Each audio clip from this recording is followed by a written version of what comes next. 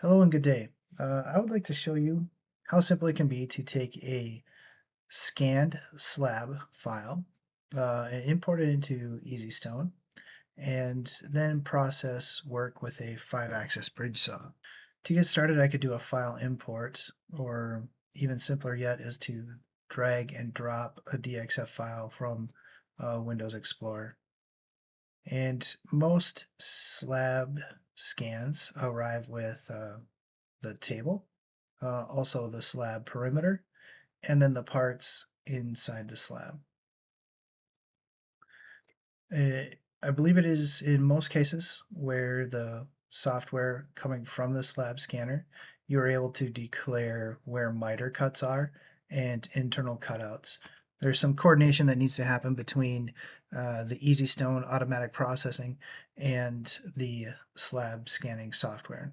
Very simple setup to do in the beginning, and then our softwares will speak together well. From here, now that I have the parts imported, I simply move into machining. Uh, Always the first time I arrive at the machine phase, it asks me to declare a stock model or slab. Not really important to be accurate here. I'm just going to simply say OK and accept what was automatically generated. From this point, I just want to click on my automatic cam button. I can have many different automatic cam configurations. In this case, I am taking a DXF scan configuration that I have already set up, and I say OK. Once I say OK, automatic cam is processing, and then all of my tool paths for cutting and milling arrive. I can cycle through these to get a preview and see what's going to be mitered, what's going to be cut with the vertical blade, and where some milling operations are going to take place. After this phase, I move into disposition. Disposition allows us to locate the part on the table by simply clicking and moving it where I would like it to. Whenever you're incorporating a slab scanner, it's nice because typically there is a photo or a camera above the saw that speaks to the slab scanning system, and it'll actually take a picture of where your part is on the table. So moving the slab is not necessary. Once I arrive at this phase, I move into splitting. And with splitting, I have two options. I can choose automatic split and let EasyStone think of the most efficient movements for the machine to calculate the splitting. Or I can move into manual splitting and have control of how I want the splits, vacuum movements, and saw movements to be made. I find that most customers choose manual split just because they prefer to have the control and make the movements in the way that they want them to happen. Just to show you how useful automatic split can be, I'm going to click on that now, and you can see with this slab how quickly that has generated. From here, I can move into the do it phase, generate the code, and then generate also a simulation. The simulation will show me all the movements that have been generated, really. I'll speed this up a little bit. It starts by making the first cut and then using the vacuum to separate the parts. Making the next set of cuts to separate the parts even further. The probe comes down to probe all the miter cuts that have been declared.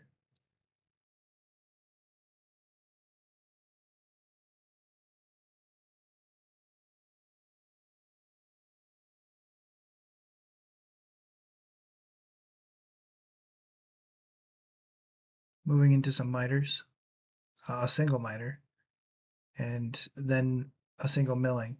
And this is one of those things that end users like to have control over so that they can cluster all the milling together. Most likely start the milling at the very beginning and then maybe cluster the miters together and have control of how parts are moving and where they're moving to. that was automatic splitting. I'm going to move back into disposition. I'm going to join the slab together instead of splitting it and bringing all the pieces back to its original state. And I will split it this time in the manual way. On the manual split screen, I have some control to extend cuts, shorten cuts, and obviously separate parts and whatnot. So typically I find in a job similar to this, people will start with the milling first. And once I choose the milling, I simply say go ahead. Uh, Nothing to move, so I accept that phase. I don't want my miter cut to happen first, but I do want a cut to separate the slab. And I just need to simply extend both sides. I can click on the button to extend them automatically. It'll know how far it needs to go to cut completely through. I could also click and drag on the end of a cut to adjust its length. The cut length is updating here. And if I wanted to bring it back, I could just say auto, and it's going to automatically calculate the distance that's necessary to relieve that slab and cut it complete. From here, I go ahead. I choose on the top part of the slab because I want to move it. So I can click my direction arrows to move them however I want. Left, right. I can move it up to a corner or back. Additionally, I can also type in a value. Maybe I want to move it 6¼ inches away from the other slab. I'll say go ahead, and then it brings me into the next phase of splitting. I notice I've got, there's probably a little bit of a mismatch here between the larger piece and the smaller laminate piece here. And that's why I'm getting some of these smaller saw cuts. So I don't really want number 2 to happen. I can live without it. So I'll select it from the list and click on the minus symbol. That erases the cut from this particular project. Again, I found another cut that has the same scenario, so I'm going to eliminate it. Cut number 4 is identified here, also in the list, and I need to extend that so I'm cutting completely through. And the other one that is highlighted blue, cut number 13, I also wish to extend that through. So I'll say go ahead.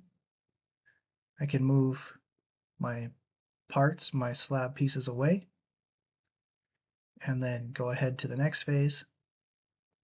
And EasyStone is identifying, again, there's likely just a tiny little mismatch here between the laminate and the primary piece. And because of that mismatch, it's identifying this cut as potentially damaging another part. So I'm just going to turn that cut off. I really don't need it. And I could go through here and find maybe some more of those small cuts. But EasyStone is telling me at this time that all cuts, the balance of these cuts, are safe to make. So I'm satisfied with that. And I can say go ahead one more time. When I do not arrive into the splitting screen, it's telling me that all the cuts are made, all parts are free, and I can move on to the next phase, do it. In the do it phase, I can generate the part program, and then also generate the machine simulation. And again, once that has populated, I can see the simulation moving.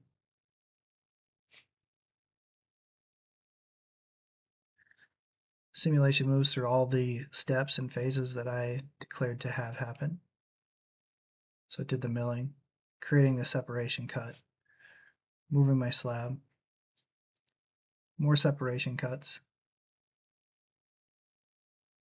and now it's probing the miters. So probing miters is an important step because the slab thicknesses will vary, and the saw and the software are calculating how much variance there is and adjusting the miter cuts slightly. And that helps the mitered edge of your laminates match up to the primary parts.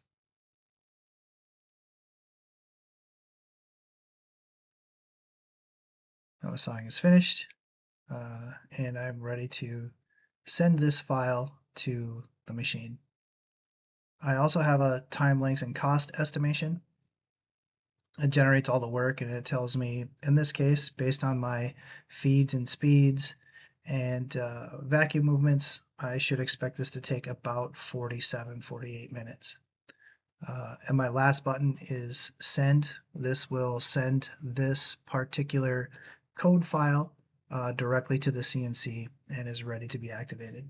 Thank you for watching this demonstration by DDX Software Solutions on how to import DXF files created by a slab scanning system. Toolpaths for a 5-axis bridge saw were generated using DDX's automatic cam. Slab splitting with vacuum movements was demonstrated in both an automatic and a manual way. Have a great day.